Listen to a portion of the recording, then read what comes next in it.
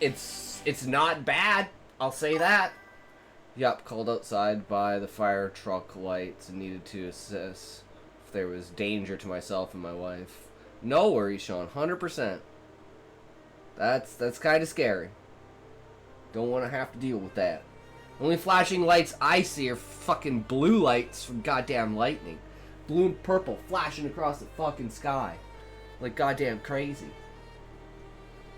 But, so Shaw offered me basically a partnership with their company.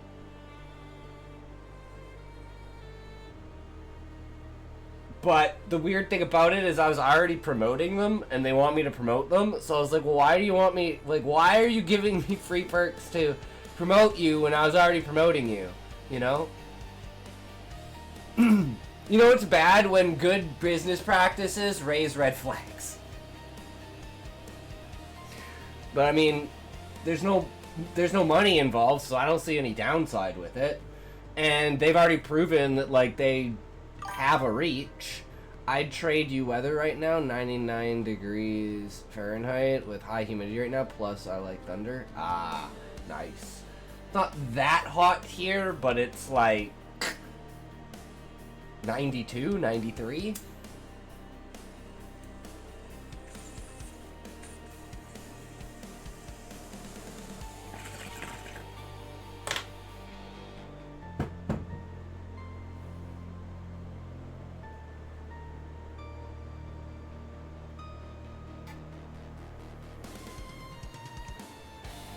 But we're gonna have a conversation on Thursday about it, so I'll look deeper into it. But if they could do YouTube and Twitch promotions, that's literally what I've been looking for, because I can do, like, I understand the concept and the space of books and writing, but YouTube and Twitch is so filled with fucking scammers, I don't trust fucking anything with that. But anyways, let's get into it, guys. Morally questionable things to do. The dark arts of writing are morally questionable techniques to use in your fiction. And your new defense against the dark arts, teacher. They're a bit suspect, they're a bit seedy, and they kind of manipulate the reader. I'm gonna give you 8 techniques, and though you might have some moral issues with a few of them, I guarantee you they're effective. 1. Counterphobia. A counterphobic writer looks for scenes that will shock and horrify the reader. This writer runs toward phobias rather than away from them, hence counterphobic. If you shock and horrify your audience, Okay, I definitely do this.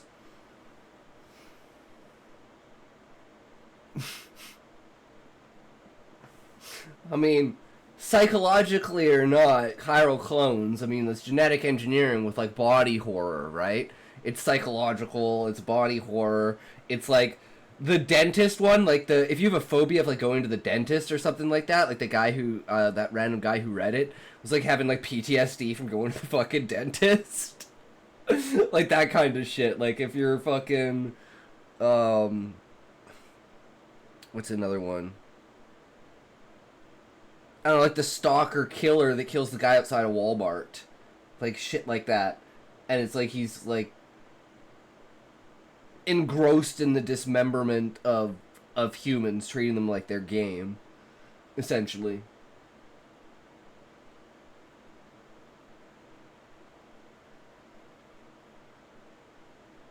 But we could definitely lean into it more, but I like this. You won't be able to look away. Instinctually, humans are drawn toward the forbidden, the lurid. This is why people watch horror movies. But I will say that what used to be able to shock isn't able to shock anymore. If you look at older books like John Updike's novels or Philip Roth's novels, you'll find that the spicy scenes in there, they don't have the power to shock in a world which is post 50 Shades of Grey. But there are still things that can shock the reader, and I'll give you 3 examples. 1, any form of dehumanization. If you look at the French novel Camp of the Saints, it's probably the most offensive description of immigrants that I've ever seen in my life. It treats them as subhuman, and yes, as a reader, I was definitely shocked by that. 2, violence. Most of Cormac McCarthy's novels do include some sort of violent act, like in Blood Meridian, those dead babies hanging from a tree. And that sort of violence is very shocking to the reader, but also it's hard to look away and stop reading. 3, sexuality. Charlotte Roche published a book called Wetlands, which involves things that I probably can't mention on YouTube. Let's just say it is a frank and explicit description of of her sexuality, and it was definitely a bestseller. Now, I'm not saying to use shock tactics in a gratuitous way. You definitely need these moments to serve the interests of the story. Really, your goal is to get a visceral reaction from the reader without turning them off so much that they abandon your book. The second dark art of writing is the Machiavellian character. Machiavellian just means someone who is cunning, who is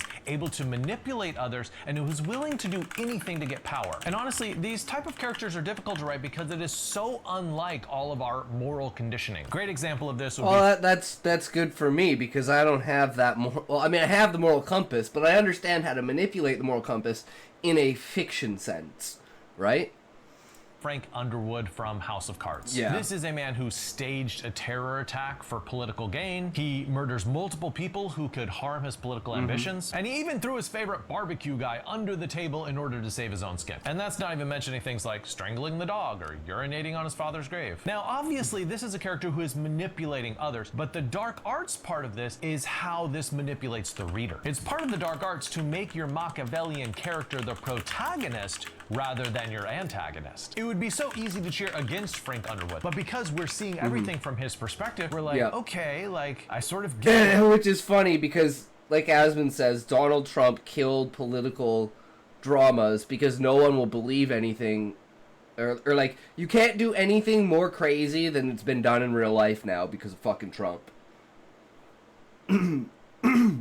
You're doing. We sympathize with them when they're the main character. We almost admire them. It is such a powerful thing to make your reader like an unlikable character. When you make your reader love an evil character, you're basically tapping into their dark side. Things they wish they could do, but they don't because they're a good person. And they keep reading because they want to experience those evil desires vicariously. Another great example of this succeeding is Walter White. Even in season 3 and season 4, when it became very clear that he was the embodiment of an evil character, people were still cheering for him online. Like, they didn't get the change that had happened. He had broken bad. 3. Gaslighting the reader. Gaslighting is just causing someone to question their sanity or their perception of reality. Now, there is an example of bad gaslighting, and this is where the reader says, like, am I stupid? Am I dumb? Am I just not getting this book? Like, for example, if in one chapter you have a character who's a blonde, and then the next chapter they're a brunette. That's just abusing the reader's trust. So it is very important when gaslighting the reader to make the reader feel tricked in an organic, holistic,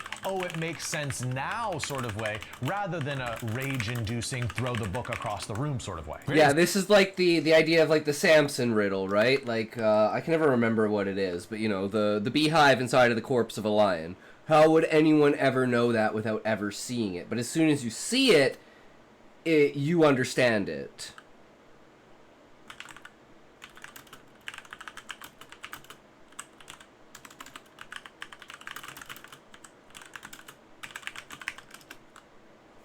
Example of this is Eugene Vodolaskin's novel Laurus. So it's about this 15th century monk, and then all of a sudden in the novel there are plastic bottles in the 15th century, and I found myself saying, am I crazy? What is going on in this book? But then I kept reading and I figured out a large part of the message of this book is that time is an illusion and that all these events are happening simultaneously. Or take for example Umberto Eco's Foucault's Pendulum. It's all about the occult and cults and secret societies and conspiracy theories, and you have all these characters who are creating fake conspiracy theories that end up becoming real. And so the reader doesn't know, like, wait, is this a fake conspiracy theory or is this like something that's actually true? Essentially, I love the that dark art of gaslighting makes the reader question the reality of your novel. What is real and what is fake? Number 4, unsettling tactics. So Counterphobic, our first point, was all about these big shock and awe moments. Well, I missed that one. Unsettling tactics.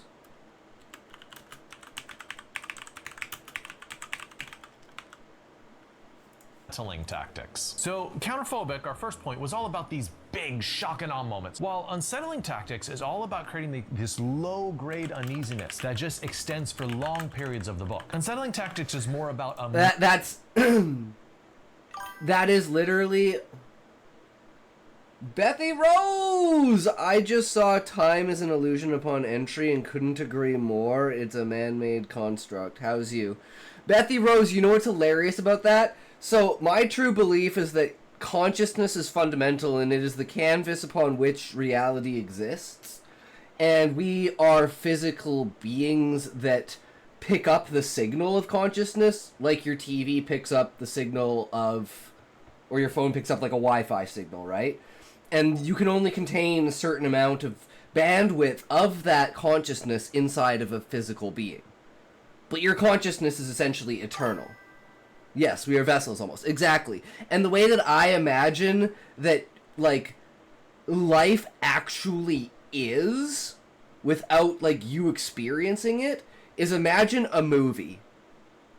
So, your conscious experience of life is the final movie.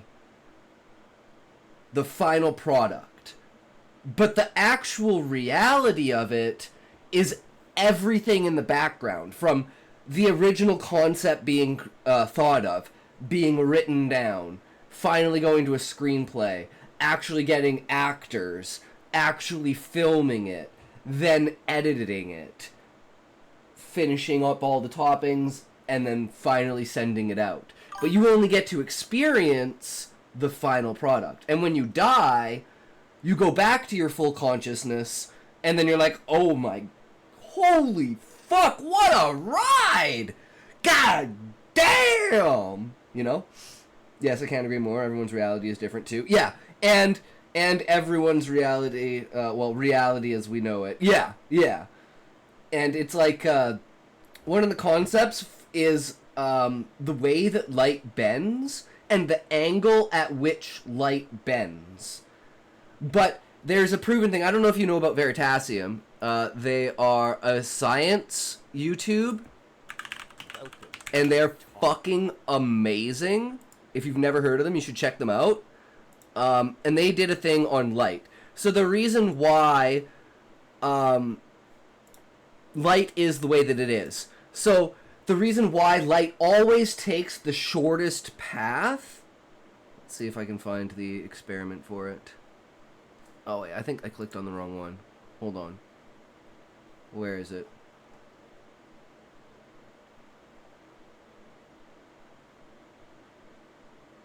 Where's the one on light? Am I retarded? Why can't I see this?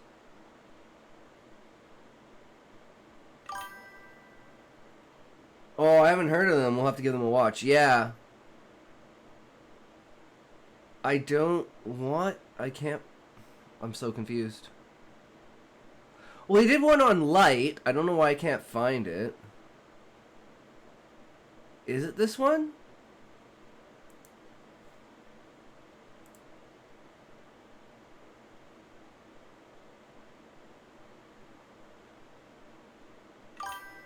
No, I don't know. Ads! But yeah, go check them out. I don't know, I can't find it.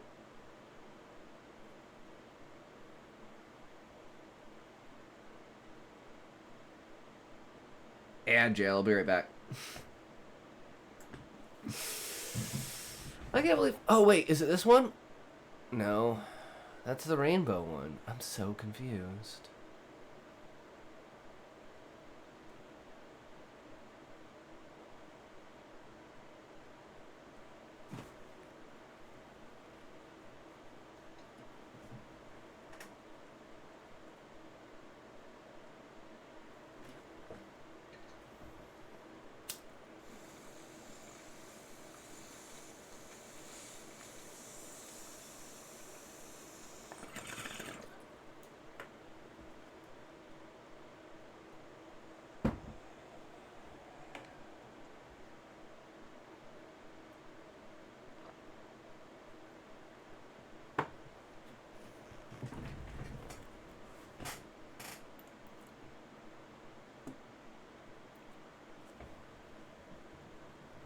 Let's go. Come on, ads.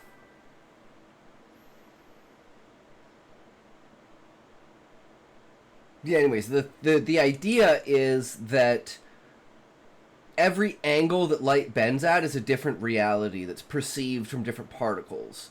And each particle from that angle can be a different thing.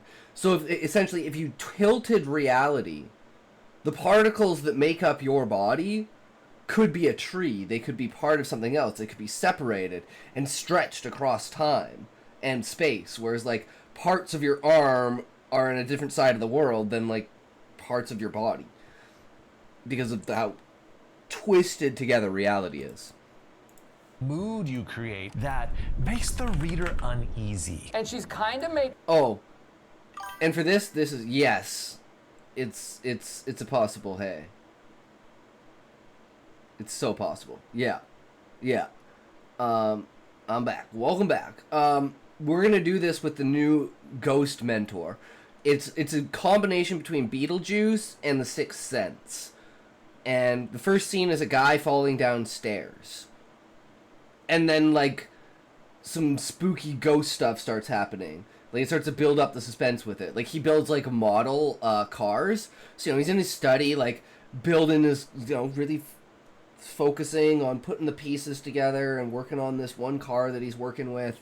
And lights are flickering and fucking him up, and he's like seeing shadows in the corners of his eye. He swears like it's really cold, like he can see his breath, and it's just like building this anticipation until eventually like a ghost appears, right? And then the ghost essentially like mentors him on trying to tell him that he's dead, but he doesn't understand what the ghost is trying to say, and it's kind of this like really odd dynamic between the two of them.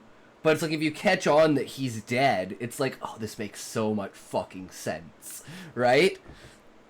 Differently today. And one way to do this is to stoke the anxiety of your reader. A great example of this is The Unconsoled by Kazuo Ishiguro. This is a book that I did not enjoy reading. I don't think anyone did, because the entire book was like this dream anxiety, like missing a flight or showing up for a speech without having prepared for it or being naked in a public place. And so the whole time while reading this novel, you're just vaguely uneasy. Another unsettling tactic is to stoke dread. Brian Evanson does this really well in his novels, but I'll just highlight one example from Fugue State. Part of the story is where a parent leaves and says, listen, when a timer goes off, someone's gonna knock at the door. Whatever you do, don't open the door. So this kid's home alone, timer goes off, someone starts knocking at the front door. Keeps knocking for a really long time. And the whole time the reader's like, what is going to happen? Are they gonna break down the door? Like, what is going on? I mean, it's really difficult to read, but at the same time, you can't stop reading. His work is disquieting. It's like listening to a dissonant chord that never resolves. But really, the difficulty in using this technique is to maintain that uneasiness over a long period of time and never let the reader feel, oh, like the tension has gone out of your story. But think of a book that made you uneasy page after page after page, and yet you couldn't stop reading it. It's a dark arts technique that a lot of readers crave. 5, emotional blackmail. Emotional blackmail is when you really don't want something to happen in a novel, but the author just hangs it over your head, like threatening it at every single moment. A little bit like Damocles' sword, if you remember. It was hanging by a thread over some poor guy's head, and he's like, oh, at any moment it could fall, and he's just nervous the whole time. What's key about this dark art is not resolving the tension. If you resolve it either way, then it's no longer emotional blackmail. Emotional blackmail is about keeping the reader in discomfort for as long as possible, not allowing them to know what's going to happen. Say there's a character that your reader loves, right? That'd be like The Banquet with like eating yourself. Especially the new one that we're gonna write, where it's gonna be us in our own story, and I'm thinking this like do this with like a two-spirit kind of thing, where it's like I wake up inside of the guy's body, but I really have no control, and there's like no communication between our minds, but I'm just like freaking out the whole time, but I can't like move. It's like my body's moving by itself, and I'm like, oh, this is kind of cool at first, and then it's like things start to build up as like, oh, it's just a banquet, and then it's like, but there's no meat. Where's the meat? And then it's like, oh god, I'm the meat. And they just start fucking cutting slices off of him and shoving it down his throat, and it's like, oh, so good. And so you have them disappear, and it's unclear whether they've been killed or not, and you don't answer whether they've been killed or not. Perhaps not until the next book, but ideally not until the end of the novel. You give them little hints that this character has died, but you don't actually like say outright like, oh, here's their dead body. Oh, that's really, really interesting, because we have a very, very important death in the book. Zaid's death. Now, what if, I mean, because I'm never married to any idea. Everything is open. What if Zaid never really actually died? It's a possibility. I don't know where that leads, though. But then again, I'd love to lead on the fact that he's not dead. And then you just never know. But then the world basically is blown up at the end of the book. So Zaid's there at the end of the book. So you kind of have a solidarity moment. So basically the blackmail is, if you stop reading, you're not gonna find out whether this character died or is still alive. It's very much a Schrodinger's cat moment. This is the reason why so many readers feel cheated by the end of a book which is ambiguous or doesn't answer the central plot question, because the blackmail doesn't end even at the end of the book. 99% of the time you want how's to it stop going, bro? emotional blackmail of the Welcome, reader by welcome. the end. Okay, we have 3 dark arts left, and they are some of the best ones. Number 6, red herrings. Red herring is just a logical fallacy where, say, someone's making an argument and you just change the topic to something else. You just lead them on a completely different trail. And that's because you can't win the argument, so you're like, I'm gonna change the rules of this conversation and just talk about something else. But what we're talking about in storytelling is not changing the topic as much as diversion. It's like a magician who is, doing something over here so you can't see that his right hand is doing the trick over here. And here's an example from Harry Potter. Everyone thinks Snape is the one sabotaging Harry's broom during the Quidditch match because, he's doing his little incantations and stuff. And they also think he was letting the trolls loose in the dungeon.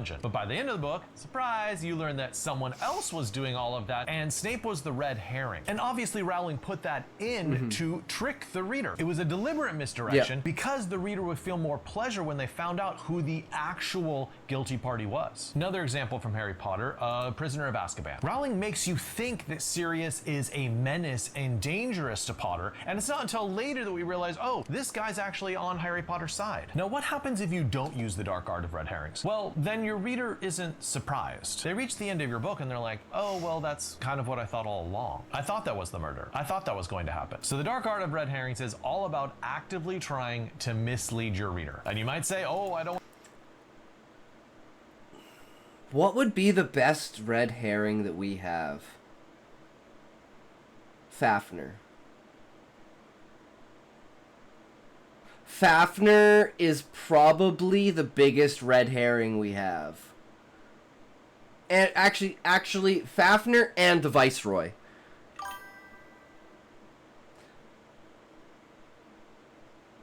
I don't do Instagram, brother.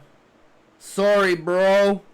Not my thing, man. I want to do that to my reader, but guess what? They will enjoy your book more if you do it. Number 7, emotional trigger points. Do you remember emotional trigger points?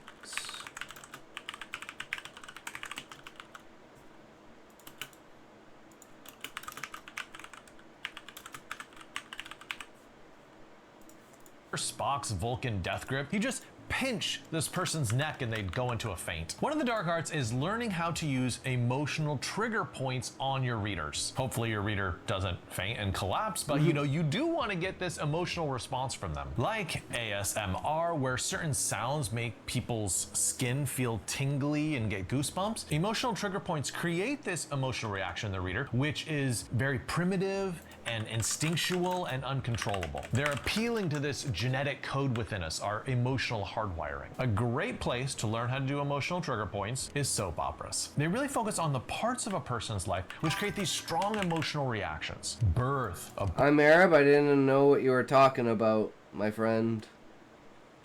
Hell yeah, Nathan, that sounds about right. Life.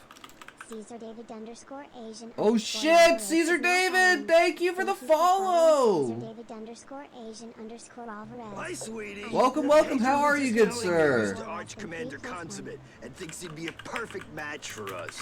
I'm not that interested. Are you smoking? Who? You. Why? What, why? Are you smoking? Yeah, let's go! Stop smoking! 1989-ish? Are you a writer? Are you a reader, Caesar? All makes sense. The filled ashtrays, the burning pine-scented hairspray. Yes, I'll say it. Her 3-pack-a-day voice? Do you enjoy creativity and imagination and crafting stories that, as this quite says, fuck with people? Abortion, pregnancy, birthdays, weddings, proposals, kidnap. Events, birthdays, true, weddings, Nick Torty! Oh, hola guapo! Yo, bro, how's it going? Welcome, welcome. Q... I don't know how to say that. Hi, Hawkus? sweetie. Hatred was just telling me. Thank you for the follow, Nather. It'd be a perfect match for us. I'm not that interested. Are you smoking? Oh, I'm gonna add What? funerals. Why are you smoking? maybe. What? When did you start smoking? 1989-ish. So you have been Oh, lying. It all makes sense. The filled ashtrays, the burning pine-scented hairspray. I'll say it. Her 3-pack a day voice. Thank you for following Nick Torchai. I hope you are enjoying the stream. Less than 4, less than 3 plus 1. Damn, the timing on that was so bad. I changed the fucking thing and it overlapped it the other way. Because I forgot to rearrange the fucking things. Damn it, that was the perfect moment. But welcome, guys. How are you? Let me swap these around.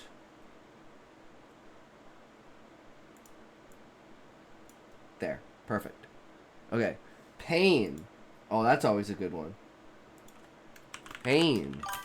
Kidnapping. I'm from Peru. I don't understand your language much, but keep it up, my brother. Keep growing and you'll be of the best. I have insomnia. It's not that bad, bro. Greetings, bro. Yeah, I know. I feel the same way, man. I get like 3 hours of sleep a day, maybe. Maybe 3 hours. Amnesia, love triangles, impersonation, infidelity, blackmail. So does you... Ooh, I love all of those. I love all of those. Kidnapping, amnesia, love triangles. Then we have injustice, impersonation, infidelity, blackmail. Hell yeah. It's just kind of funny that you would go to the writing and reading section in order to go to a place that doesn't speak your language. I mean, if you're trying to learn English, you know, I do want to add a section where we do a verb, an adjective, a noun, an object, and, fuck, there's one more. Time is it over there? It's 2 in the morning here. Yeah, it's 1:17 here currently. So does using a whole bunch of these constitute manipulation of the reader? Well, that's kind of what makes it into part of the dark arts. What surprises me is how many before I writers shoot myself in the flower pot, I'm going to start transmitting. True, brother.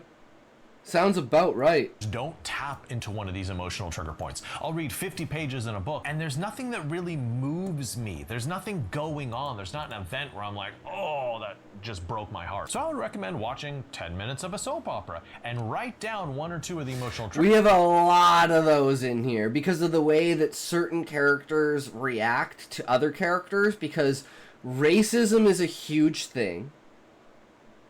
And characters are all over the spectrum on it, you know? Some of them treat the Beastmen like their children, so like, you know, with respect. Some of them treat them like children, like, without respect.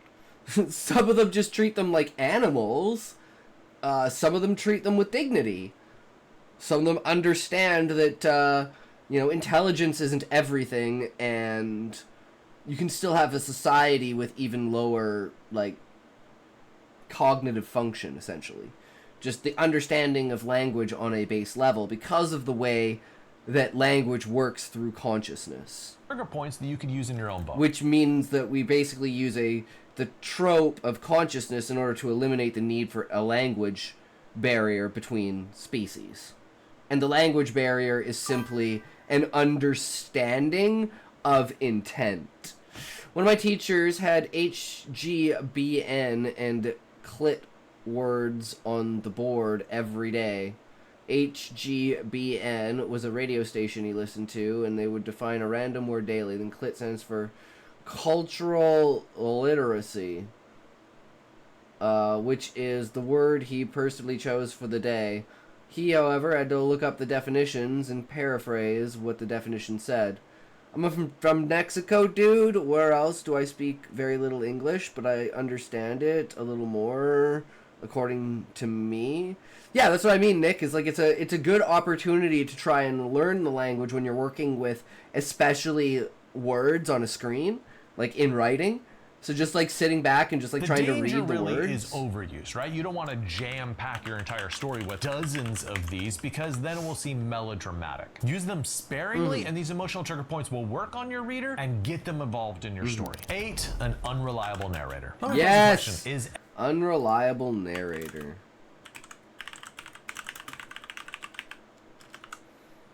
Gracias, thanks. But it's the opposite of an unreliable narrator.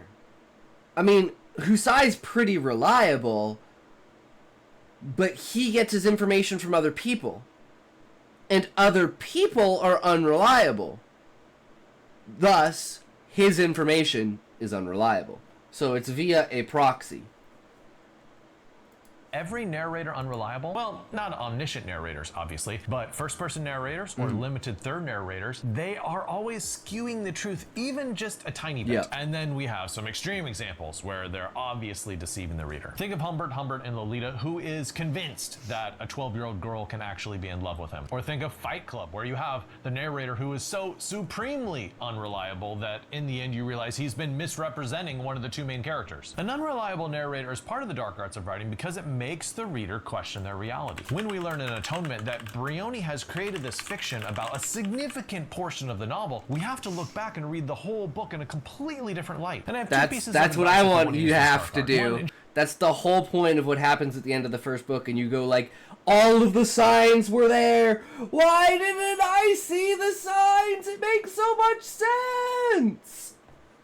choose whether the reader's going to be able to sense that this is an unreliable narrator or whether they're going to be blindsided at the end of the book. Like in Lolita, all the readers realize, oh, this man is clearly fooling himself. There's no way this girl's in love with this man. While novels like Fight Club and Atonement are much more about the shock of reveal at the end of the book. And then lastly, don't make the reader feel cheated. You need to earn your unreliable narrator. There needs to be a reason why that character lied to the reader or misrepresented events. There needs to be motivation. Use these dark arts sparingly, use them carefully, and if anyone asks, you didn't get them from me. True.